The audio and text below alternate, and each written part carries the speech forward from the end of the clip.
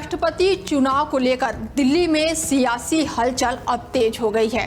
NDA और India block दोनों जीत का दावा कर रहे हैं और इस चुनाव में एनडीए कैंडिडेट सीपी राधाकृष्णन और इंडिया गठबंधन के उम्मीदवार सुदर्शन रेड्डी के बीच कड़ा मुकाबला है। उपराष्ट्रपति पद के चुनाव को लेकर पूरे देश की नज़र इस चुनाव पर है और लोग ये जानने के लिए काफ़ी उत्सुक हैं कि देश के उपराष्ट्रपति एनडीए उम्मीदवार सीपी राधाकृष्णन होंगे या फिर इंडिया गठबंधन के उम्मीदवार सुदर्शन रेड्डी बनेंगे। बता दें कि उपराष्ट्रपति चुनाव में संसद के दोनों सदनों लोकसभा और राज्यसभा के सदस्य वोटिंग करते हैं और इस लिहाज से एनडीए के उम्मीदवार सीपी राधाकृष्णन के पास सांसदों की संख्या ज्यादा है और इंडिया ब्लॉक के उम्मीदवार बी सुदर्शन रेड्डी उनसे पिछड़ सकते हैं। लेकिन यहाँ पर ये बात भी ध्यान रखना जरूरी है कि उपराष्ट्रपति के चुनाव में सांसद अपनी इच्छा से भी वोट दे सकते हैं, यानी कि इस चुनाव में कुछ भी हो सकता है और क्रॉस वोटिंग होना भी सामान्य बात है।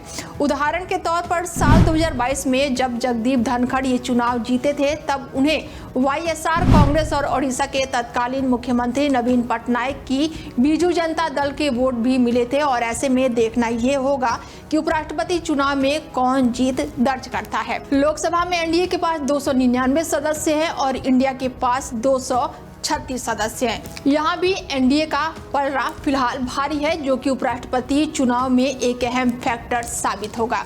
गौरतलब है कि स्वास्थ्य कारणों का हवाला देते हुए जगदीप धनखड़ के उपराष्ट्रपति पद से अचानक से इस्तीफा देने के बाद से ये चुनाव अब आवश्यक हो गया था। इतिहास में ये पहली बार है कि दोनों प्रमुख उम्मीदवार दक्षिणी राज्यों से हैं, क्योंकि राधाकृष्णन तमिलनाडु से हैं जबकि रेड्डी तेलंगाना से हैं। और जब एनडीए ने जगदीप धनखड़ की जगह राधाकृष्णन को अपना उम्मीदवार चुना था तब वो महाराष्ट्र के राज्यपाल थे। राधाकृष्णन झारखंड और तेलंगाना के राज्यपाल भी रहे हैं। तो वहीं रेड्डी 2007 से 2011 तक सर्वोच्च न्यायालय के न्यायाधीश रहे हैं और वो 2005 से 2007 तक गुवाहाटी उच्च न्यायालय के मुख्य न्यायाधीश रहे हैं और मार्च 2023 में गोवा के पहले लोकायुक्त भी रहे हैं।